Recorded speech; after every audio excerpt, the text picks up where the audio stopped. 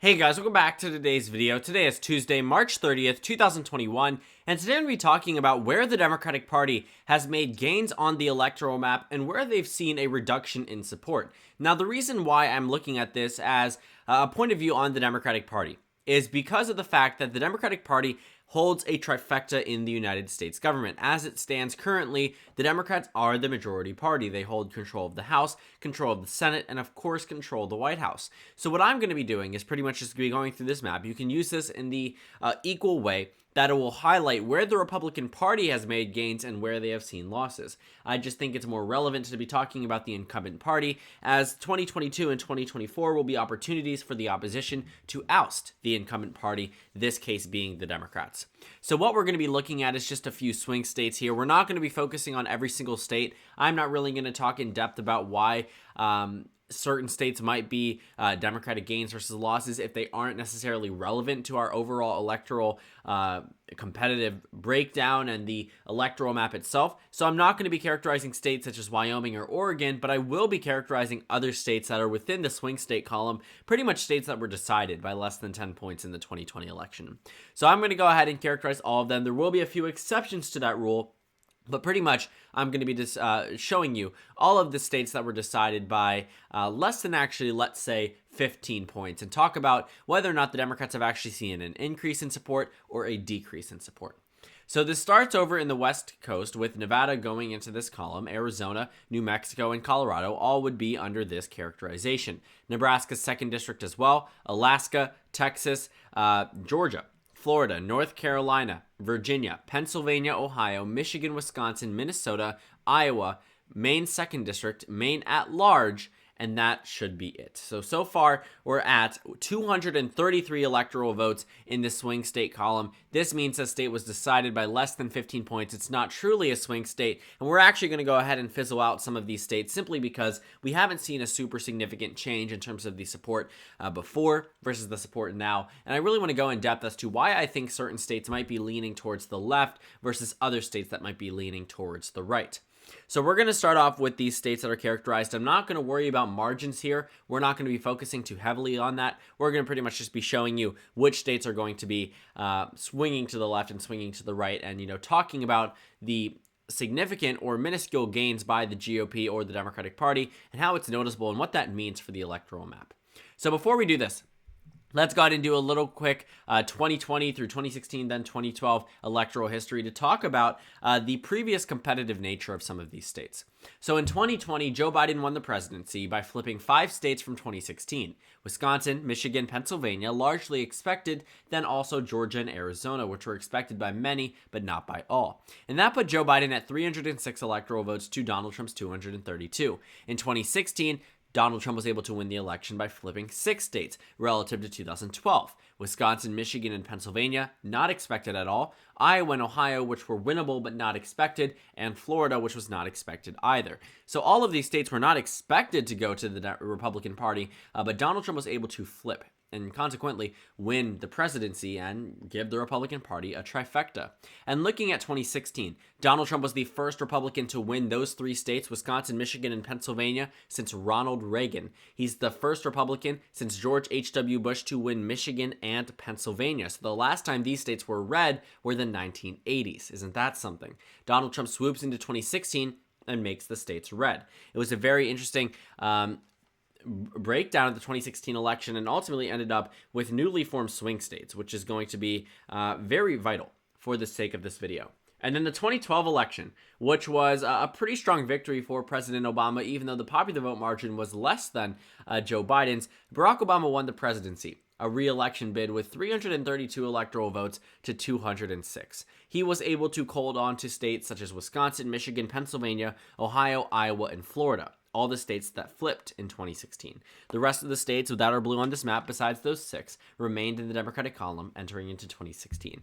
So looking at the 2024 map and what could be key identifier for states that have shifted in different directions, a lot of this is going to be compared to the performance of John Kerry, to the performance of Al Gore, to the performance of Hillary Clinton and Barack Obama. I don't think it's fair to compare it to presidents such as Bill Clinton or candidates such as Michael Dukakis, because those type of demographics coincidentally, ended at the 1990s. And as soon as we hit the 21st century, we started to see our new 2000 plus electoral map that has remained the same since then, pretty much. So I'm going to be going through the states, moving from the West Coast over to the East Coast, and talking about why some of these states might actually be shifting in certain directions. But I also want to talk about states where we're not really seeing much of a shift relative to the past few elections. I think, while all of them do have some type of shift to the left or right, and I am going to characterize it as such, you do have to realize that some of these shifts are going to be very minuscule. And I want to point that out before we get there. So actually, when I get to the state, I'm going to go ahead and just tell you right then and there that it's not shifting too much, but it is still important to just point out in terms of the narrow / subtle shift to the right or the left. So the first state that I'm going to characterize as a shift to the left is actually the state of Alaska. Now, I know what you're thinking. You're thinking, first of all, why is Alaska even in this column? And I do have to tell you that Alaska was actually closer than Colorado and Virginia. It was decided by just simply 10 points in 2020. In 2016, Alaska was decided by much more than that. It was decided by nearly 15 points. And then you're looking at 2012, well, Alaska was decided by nearly the same margin, a 14-point margin in 2012. So Alaska has been very, very narrow, and this is the closest the Democratic Party has gotten to winning Alaska, I think, since 1996 or 1992. So that certainly has shifted to the left and very well could be a future swing state given the current trajectory of the state itself. Alaska is an increase for Democratic support nationwide.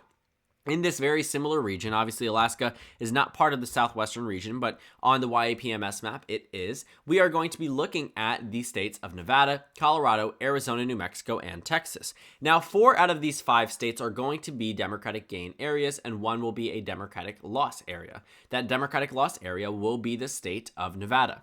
Now, you might think that this is not necessarily the best rating for this state, but if you're looking at its history, the Democratic Party's victories here used to be much larger. Obama won the state by 6. Hillary won the state by 2.4, and even though Biden outperformed her nationwide, he still won Nevada by exactly the same amount. Donald Trump's influence on the state is something that cannot be understated. The Republican Party's ability to win in Nevada cannot be ignored. And they actually have had an increase in support here relative to 2012, relative to 2008, largely due to the increase in minority support, specifically an increase amongst Hispanic voters. But, with that, you do have to realize that white voters do counteract that on almost every level, but it wasn't enough to counteract that in Nevada to a point where Nevada actually shifted to the right relative to 2016. The 4 other states did not. Arizona flipped to the Democrats for the first time since 1996. I think it's more than fair to characterize it as a state with an increasing Democratic vote share. Colorado and New Mexico became double-digit states after voting in Colorado by 4.9 for Clinton in 2016, and then in New Mexico by 8 points in 2016. Now New Mexico votes for Biden by 11 and Colorado by 14. So the states certainly took a shift to the left, and it cannot be ignored, and the Democratic Party is undoubtedly gaining a presence here. And while they may have decreased in terms of overall support from Hispanic voters, their gains amongst white voters and overall increase in Hispanic turnout actually helps the Democratic Party. So while Donald Trump may have won more of the vote share percentage than he did in 2016, an increased vote share there, an increased total vote number for the Democratic Party there helps them. If they're, if turnout's at 40% and, it's a 70-30 split, but if turnout's at 60% to 65 to 35, it actually helps the Democratic Party a little bit more. Oh, sorry about that. I pressed the mute button on my microphone. So we're moving beyond that. Let's go ahead and take a look at the state of Texas. This is a state where, it has been taking a pretty significant shift to the left. You cannot deny that, and will undoubtedly be a swing state in the future. But the GOP has certainly gotten lucky over the past few years and the past few elections. They've been able to win by margins that were larger than expected besides 2018. And I think that, while 2024 could be an opportunity for Democrats to win, I'm not going to confidently say it will be a Democratic state, but you cannot ignore the Democratic shift here, largely due to suburban voters, white college-educated voters moving away from the Republican Party and increased minority vote, meaning, turnout levels. On top of that, it's not just margins, it's just the sheer amount of minority voters. Obviously, when a demographic group of 500,000 that leans toward the Democrats, they're going to have more of an impact, even if there's a 1, 2, 3 point increase for the Republican Party in terms of vote percentage. If that population increases to 1 million or 1.5 million, you're going to see a lot more Democrats doing better statewide because of this increase in minority population, not only in Texas, not only in Colorado, but also in New Mexico and Arizona, and even in Nevada, even though, Nevada is experiencing a slight Democratic loss as it stands currently. Now, as we get over into the Rust Belt, I want to point out that Nebraska's 2nd District certainly has shifted to the left. This is a perfect example of how voters in the suburbs quickly turned away from Donald Trump and the Republican Party as a result of Donald Trump being on the ballot. However, the same was not the case in the state of Iowa. Iowa has certainly shifted to the right, as has Ohio.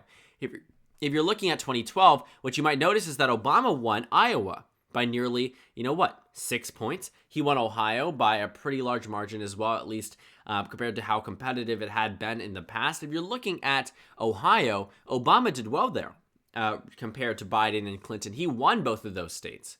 But they flipped to Donald Trump, and they've pretty much retained that Republican identity for quite some time now. In the statewide governor elections in 2018, despite it being a Democrat plus 8 environment, the Republicans still won both governorships.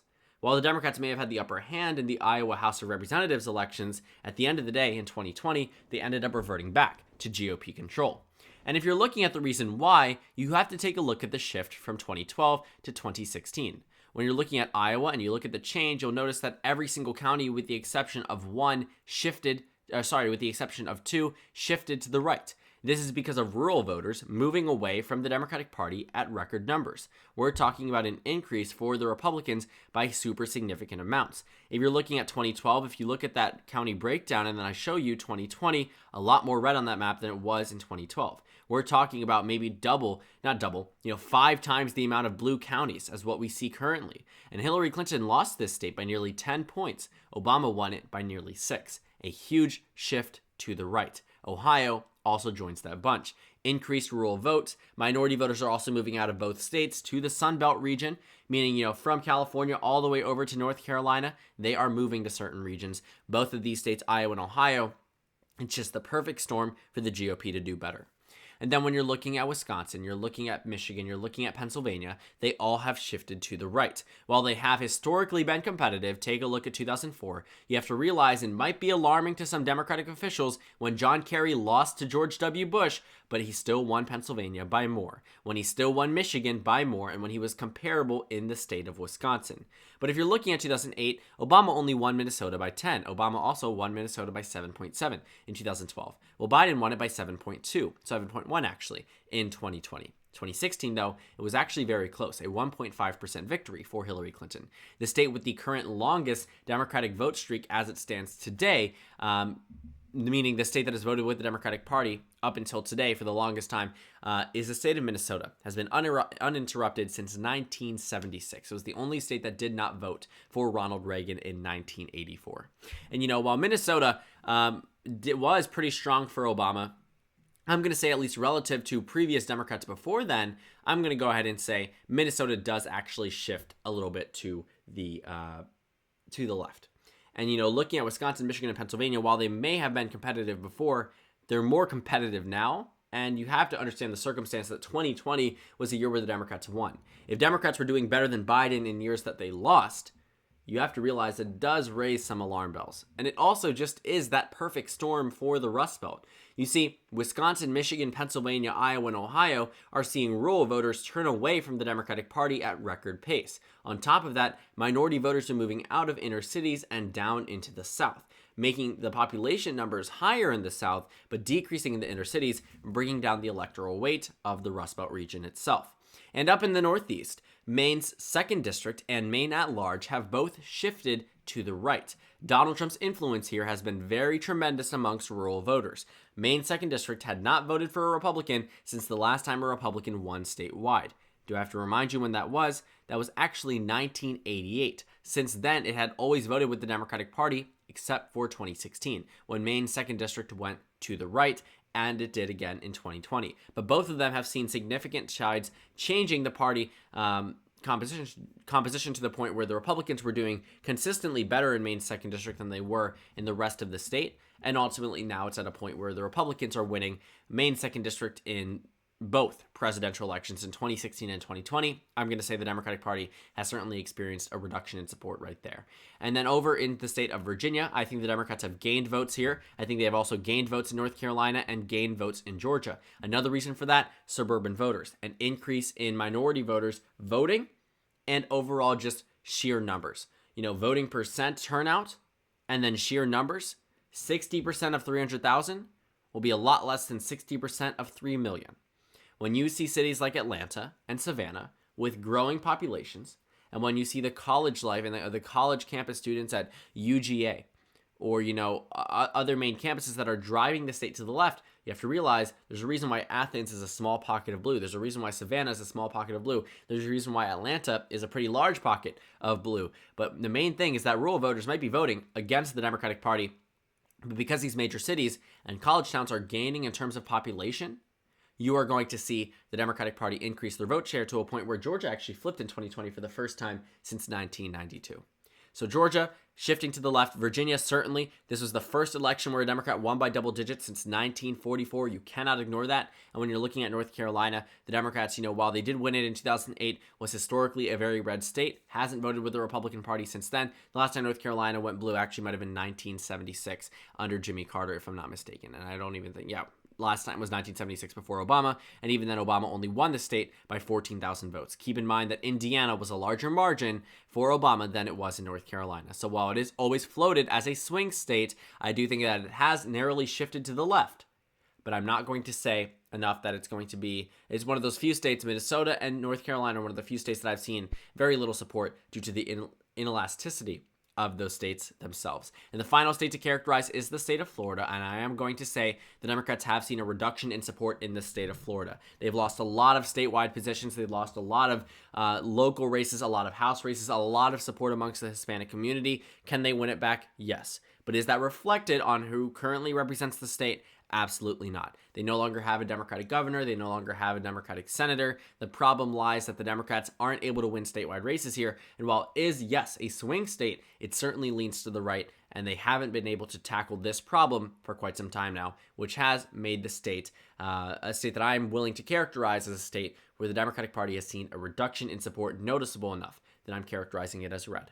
So overall, the Democrats have gained in the southern region of the United States with a few exceptions, losing in other regions of the Northeast and across the Rust Belt. That also is something to mention as well. I just realized I forgot the state of New Hampshire. New Hampshire, I believe, I characterized as a state where the Democratic Party has seen a narrow increase in support. Yes, Obama did very well here. He made a lot of states seem a lot bluer than they actually were. But New Hampshire was traditionally a competitive state. 2020 was arguably a still pretty competitive year, even though the Democrats still won it.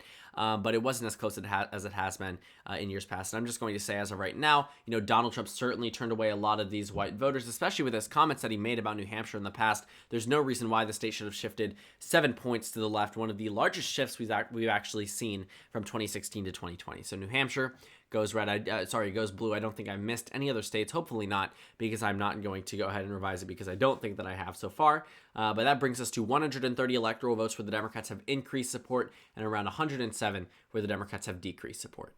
So thank you guys so much for watching this video. Make sure to comment down suggestions below. Subscribe on the left if you haven't already, and check out the Instagram and Twitter. At the bottom left of the screen, there's also a Discord server for you to go ahead and join. On the screen, there's a video you can watch and then a playlist for my post-2020 election analysis videos. Again, thank you guys so much for watching, and I will see you all tomorrow.